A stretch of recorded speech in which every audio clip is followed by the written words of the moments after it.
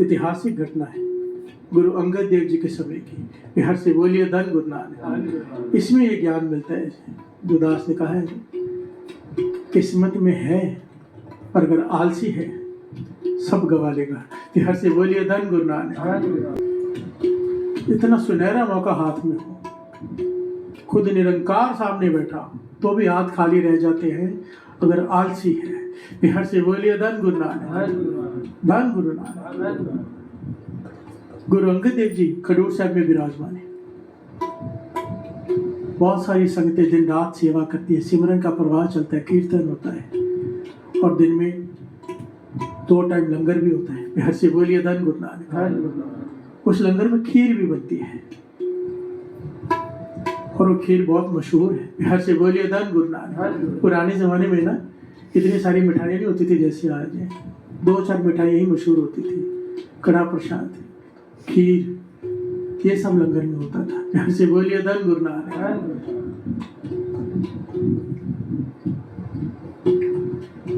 तो बहुत सारी संगत वहाँ पर सेवा सिमरन करने के गुरु साहब जी के दर्शन प्राप्त करती थी, कथा कीर्तन श्रवण करती थी। और जो सेवादार होते थे, जो सेवा वहाँ पर रहकर करते थे, उनको कोठरियाँ दी जाती थी, वहाँ कमरे दी जाती, छोटी छोटी कोठरियाँ बनी होती थी, वहाँ पे उनको रहने के लिए एक कोठरी दी जाती थी, क्योंकि दिन रात सेवा करनी है जिन्होंने।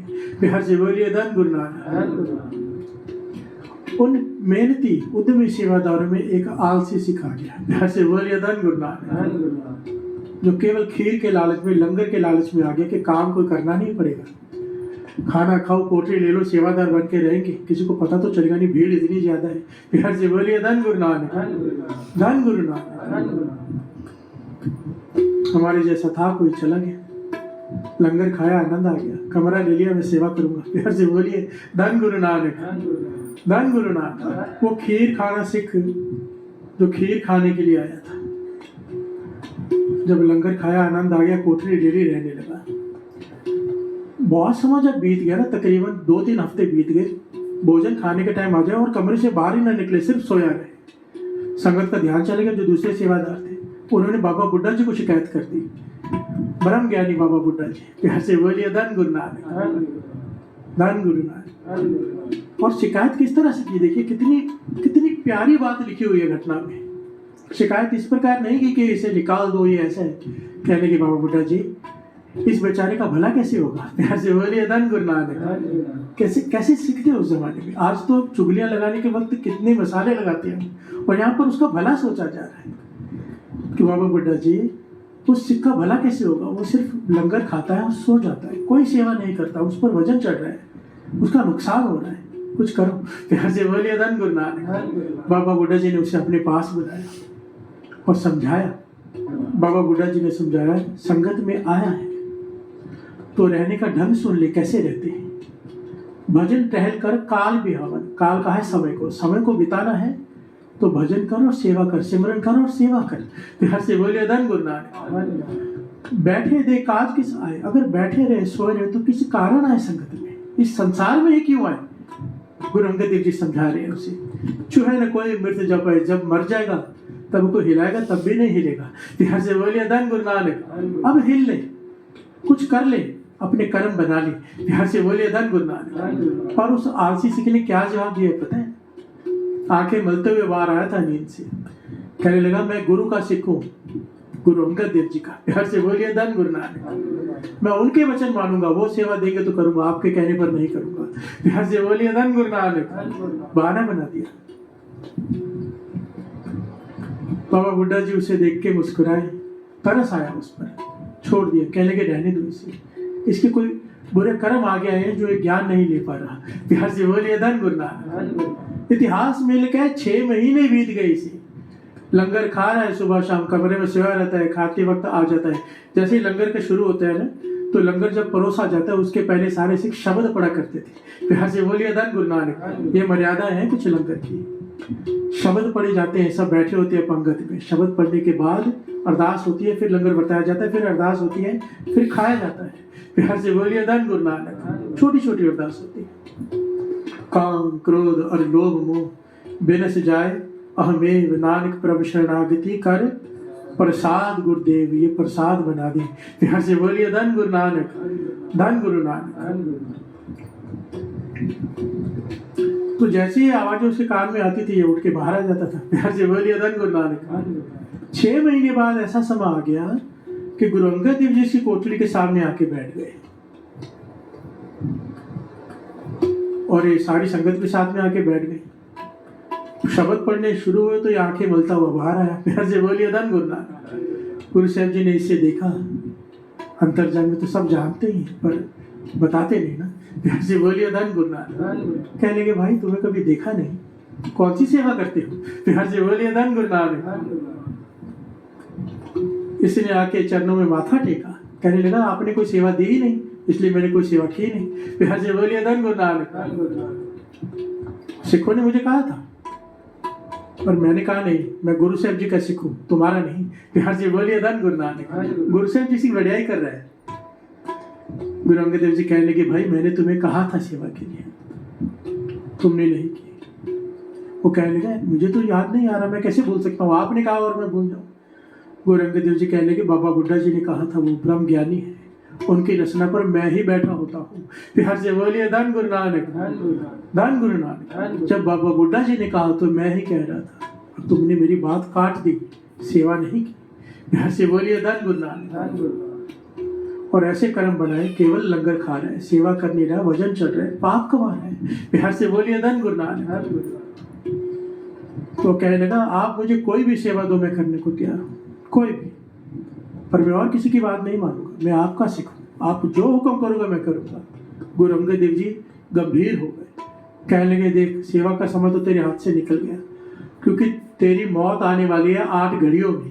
प्यार से बोलिए धन गुरु नानक। तेरे पास केवल 8 घड़ियां बाकी है तेरे जीवन की, अब क्या सेवा करेगा तू? ना सिमरन किया ना सेवा की, संगत में आकर भी खाली बैठा रहा अपने आलस की वजह से।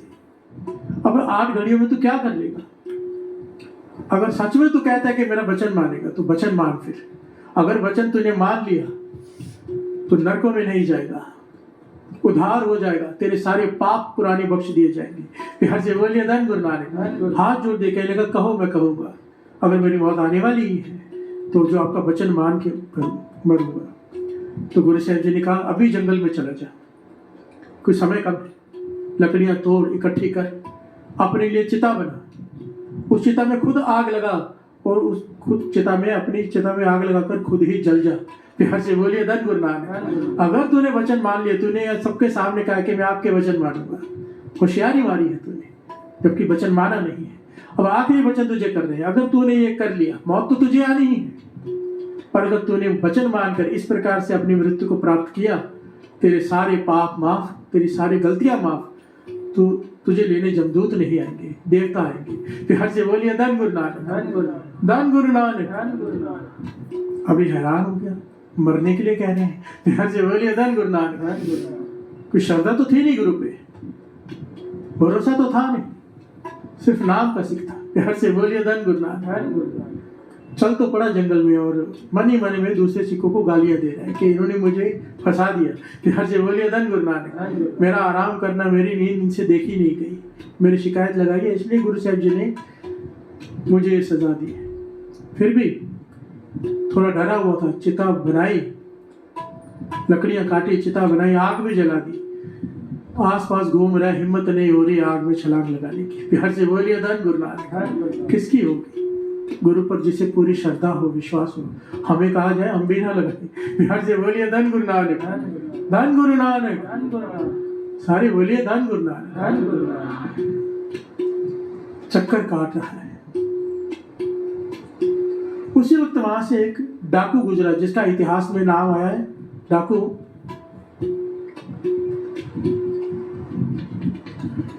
मेरवा करके, शायद नाम आया उसका।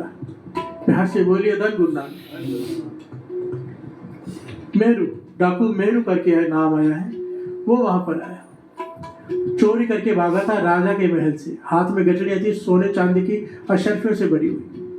उसने देखा एक चिता जल रही है और एक आदमी पास में खड़ा है, चिता में कोई जल तो रहा नहीं। प्यार से बोलिए धन गुरु नानक। हैरानी हुई तो जिज्ञासा के रूप में वो रुक गया। डाक जाती है ना कि क्या हो रहा है, पास में आके पूछते भाई क्या हुआ, जल तो कोई रहा नहीं चिता में। तो किसके लिए जलाई है, ये क्या कर रहे हो, आसपास घूम रहे हो। तो उसने कहा कि मुझे कूद कर इसमें जलना है, पर हिम्मत नहीं हो रही। कहने लगा क्यों मरते हो, जिंदगी मरने के लिए थोड़ा है। फिर हर से बोलिए धन गुरु नानक। वो कहने लगी सारी घटना सुनाई कि सिखों ने मेरा आराम देखा नहीं गया सिखों से, उन्होंने गुरु साहब जी को शिकायत लगाई। गुरु साहब जी ने वचन किए कि वचन मान ले, आखिरी वचन है कि अगर तूने चिता जला के खुद उसमें जल गया, तेरे सारे पाप माफ, देवता लेने आएंगे तुझे। मेरू सुनकर हैरान हुआ। कहने के किसने वचन किए, कहने के गुरु अंगद देव जी महाराज, दूसरे गुरु नानक। प्यार से बोलिए धन गुरु नानक, धन गुरु नानक। तो मेरू डाकू कहने लगा उसके भाग्य जागे, समझो साथ संगत जी, उसके भाग्य जागे। कहने के सुन, मैं गुरु अंगद देव जी महाराज को बहुत श्रद्धा रखता हूँ, विश्वास रखता हूँ, अगर तेरी हिम्मत नहीं हो रही तो ये वचन मुझे दे दे। प्यार से बोलिए धन गुरु नानक। खडूर साहब की तरफ मुख करके हाथ उठा के अरदास कर दे कि ये वचन मैंने जो गुरु साहब जी ने दिया था मेरू को दिया, और सारी अशरफियां ले ले, तेरी पुश्ते बैठ कर खाएंगी, और मुझे वचन दे दे, मैं कूद कर मर जाता हूँ, मैंने जीवन में बहुत पाप कमाए हैं। प्यार से बोलिए धन गुरु नानक। मेरी मुक्ति हो जाए, मैं अपने पापों से डरता हूँ, मैंने बहुत पाप किए। किस्मत जागी उसकी, मेरू खुश हो गया, इतनी अशरफियां। तो सिख आलसी से खुश हो गया, उसने अरदास कर दी कि मैंने वचन इस मेरू डाकू को दिए, धारवी को।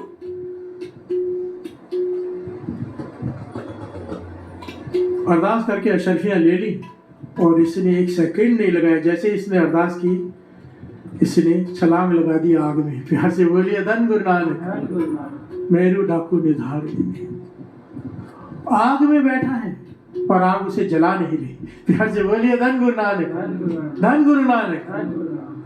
और वो क्या दृश्य देख रहा है कि पीछे सेना आई, इसे पकड़ा कि इसके हाथ में अशरफियां कि तूने चोरी की है। प्यार से बोलिए धन गुरु नानक, धन गुरु नानक। और कहा कि महाराज का हुक्म था कि जहां पर चोर मिल जाए अशरफियों के साथ वही सर धड़ से अलग कर दो, और इसका सर धड़ से अलग कर दिया। प्यार से बोलिए धन गुरु नानक। गुरु अंगद देव जी ने कहा था तेरी मौत तो आ गई है, मृत्यु आ गई है, पर अगर इस प्रकार मर जाएगा तेरे सारे पाप माफ हो जाएंगे। मृत्यु उसकी आई थी, मृत्यु उसे आई भी, सैनिकों ने सर धड़ से अलग कर दिया, पर मेरू डाकू देख रहा है, सेना चली गई तो आग से बाहर निकला। खडूर साहब पहुंचा गुरु अंगद देव जी के पास, सारी घटना सुनाई, माथा टेका। गुरु अंगद देव जी ने सर पे मेहर भरा हाथ रखा, कहा तेरे सारे पिछले गुनाह माफ, पर जितनी भी तूने चोरी करके सामान इकट्ठा किया सब जाके पहले बांट के आ। फिर से बोलिए धन गुरु नानक, धन गुरु नानक। और गुरु अंगद देव जी महाराज ने फिर संगत से कहा देखो गुरु सामने बैठा है, बाबा बुड्ढा जी जैसे ब्रह्म ज्ञानियों के बीच में रहा है, सत्संगियों में ऐसे सिखों के बीच में रहे जिनका जीवन इतना ऊंचा सोचा है, उनके बीच में रह के भी ये सिख खाली रह गया क्योंकि आलस ही था। फिर से बोलिए धन गुरु नानक, धन गुरु नानक। आलस कितनी बड़ी दरिद्रता है, कितनी बड़ा रोग है कि ये अगर रोग है इंसान गुरु के सामने, प्रत्यक्ष गुरु के सामने होकर भी खाली हाथ। प्यार से बोलिए धन गुरु नानक, धन